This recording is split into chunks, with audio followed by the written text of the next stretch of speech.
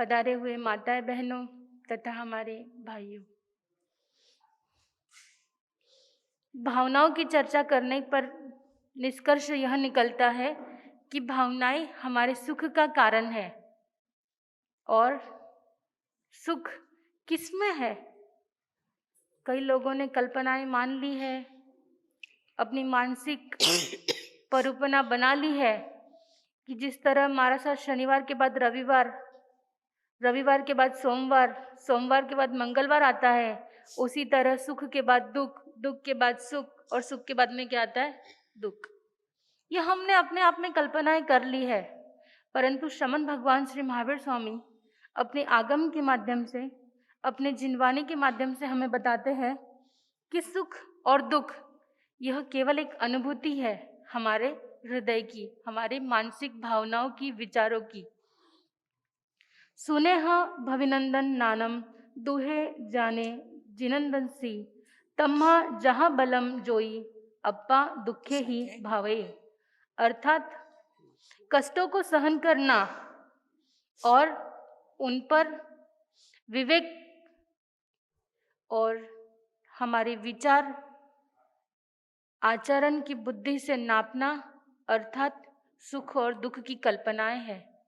परिवर्तन के आधार पर सुख अगर आप ढूंढोगे, आपको इन चीजों में सुख जरूर मिल जाएंगे, परंतु विवेक शून्य अगर बुद्धि से अगर आप देखोगे तो वो सुख मात्र आभास है, वह शाश्वत सुख नहीं है।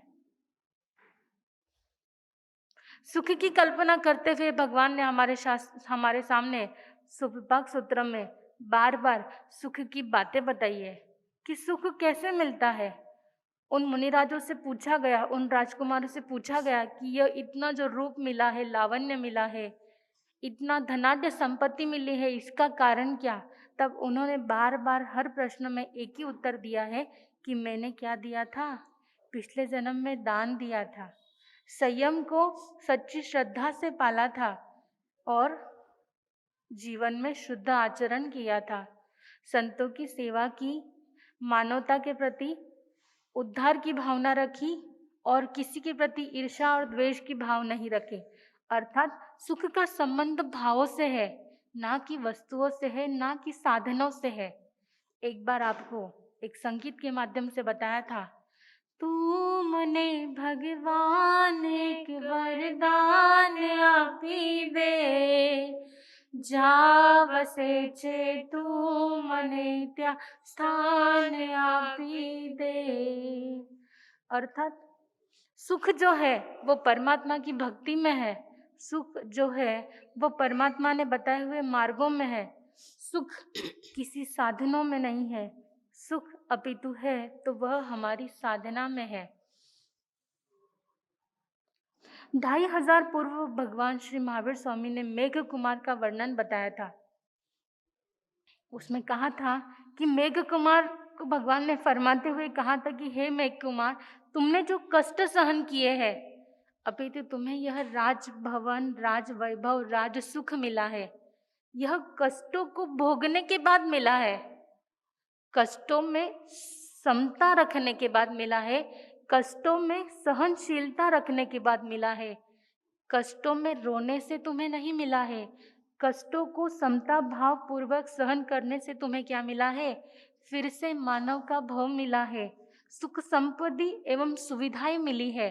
परंतु अब तुम कह रहे हो कि हे परमात्मा, यह बड़ा ही कष्टनीय है। तो तुम जानो, अपने आप को जानो, कष्टों के माध्यम से ही क्या है? कष्टों के माध्यम से ही साधना का रास्ता निकलता है, अपितु सिर्फ डेवलप के गद्दे पर बैठे बैठे क्या नहीं निकल सकता? साधना का मार्ग नहीं निकल सकता। और हम सुख किस में मानते हैं? हम सुख किस में मानते हैं? सुख हमारे केवल मानसिक विचार जो हमें अच्छे लगते हैं वो हमारे लिए सुख का कारण है, और किसी ने हमें बुरा भला कुछ बोल दिया और वो हमने सहन नहीं किया तो वो हमारे दुख का कारण है।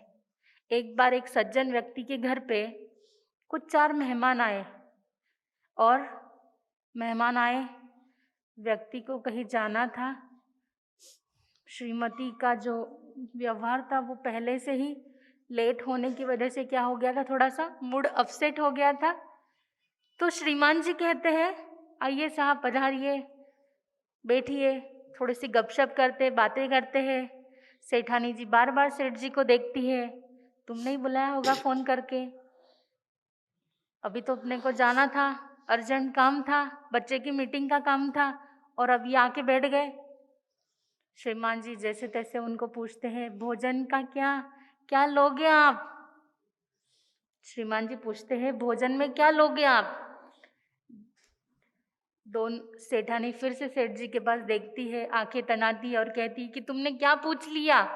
मन में कहती है कि तुमने क्या पूछ लिया, अपने को तो जाना है पेरेंट्स मीटिंग में और तुमने इनको बिठा दिया, बिठा ही नहीं दिया, इनसे गप्पे लड़ा रहे हो, गप्पे ही नहीं लड़ा रहे हो, अब तो इनको क्या पूछ रहे हो? भोजन का पूछ रहे हो। पारा कहाँ पहुंच गया?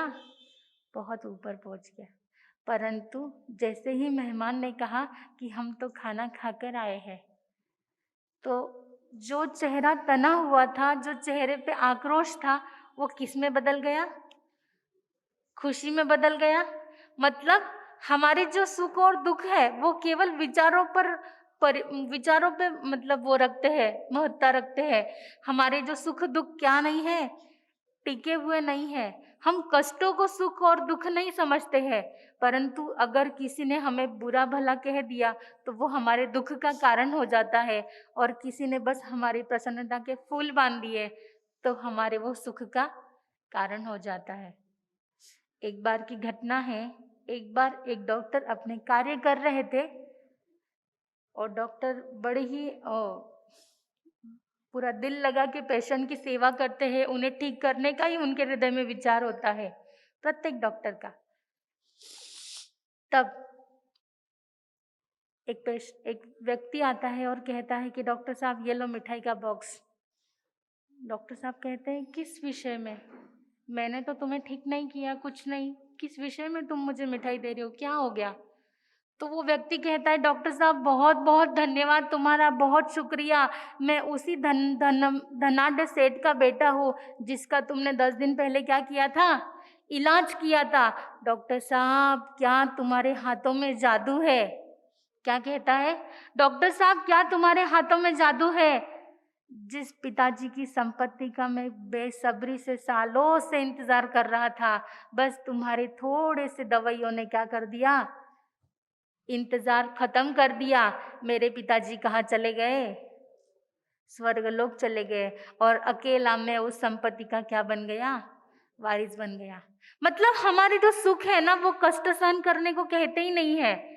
हमारा सुख और दर्द जो है वो केवल हमारी भावनाओं पर टिका हुआ है, कि अगर हमें हमारी भावनाओं पर अगर अच्छा अच्छा चलता रहे, अच्छा बोलता रहे, अच्छा आभास होता रहे, तो हमारे लिए वही सुख है। और अगर हमको किसी ने बुरा भला बोल दिया, अगर किसी ने मिठाई का बॉक्स लेते समय बस इतना अगर कहा कि ये ले मिठाई खा ले, पता नहीं तेरे बाप जन्म में तूने खाई होगी या नहीं खाई होगी, और फिर हमारा क्या हो जाता है? पारा चढ़ जाता है कि तुम कैसी बातें कर रहे हो, क्या बोल रहे हो। परंतु बंधुओं, यह सत्य है। सुखाचा आभास मायेच्या जगात, करू प्रभु सेवा आता, करू प्रभु सेवा। सुख दुःखाचा खेळ आगळा, जीवन त्याचे नाव असे। बंधुओं, परमात्मा भी बार बार उस मेघ कुमार की भांति हमें समझा रहे हैं कि हे मेघ कुमार, जो कष्ट तुमने सहन किए हैं, अभी तो तुम्हें सुख मिला है, यह राजवैभव मिला है, यह केवल सुख तुम्हें इसलिए मिला है कि तुमने दुखों को कष्टपूर्वक सहन किया है। और वह सुख दुख का जो विषय है वो न्याय शास्त्र पर निर्भर नहीं है, वो दर्शन शास्त्र पर निर्भर नहीं है, ना ही वो आध्यात्मिक शास्त्र के ऊपर निर्भर है। अपितु अगर सुख और दुख की जो अनुभूति है वो हमने हमारे भावों में अगर एकत्रित कर ली, तो हम और सुख और दुख को क्या कर सकते हैं? समझ सकते हैं। अपने ज्ञान और चेतना के माध्यम से हम उसे तोल सकते हैं, पर उसके लिए हमें क्या चाहिए? परमात्मा की जिनवानी और शुद्ध भाव का आचरण चाहिए। तब हम सुख और दुख और दुख के बीच में क्या कर सकते हैं?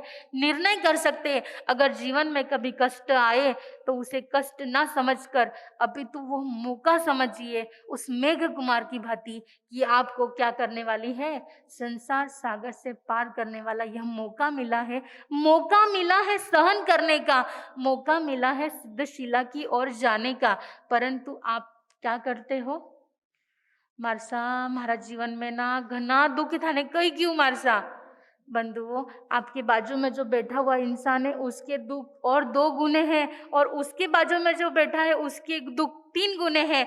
अपने आप को अनुभूति करो, अपने विचारों में सुख ढूंढो कि मैं जैसा भी हूँ वैसा भी हूँ, मैं बहुत क्या हूँ? सुखी हूँ। और सुख अगर हम वस्तुओं में ढूंढेंगे तो और दुख के निकट चले जाएंगे, परंतु सुख अगर हम हमारे विचारों में ढूंढेंगे तो हमारा यहाँ पर भी कल्याण होगा, आगे भी कल्याण होगा।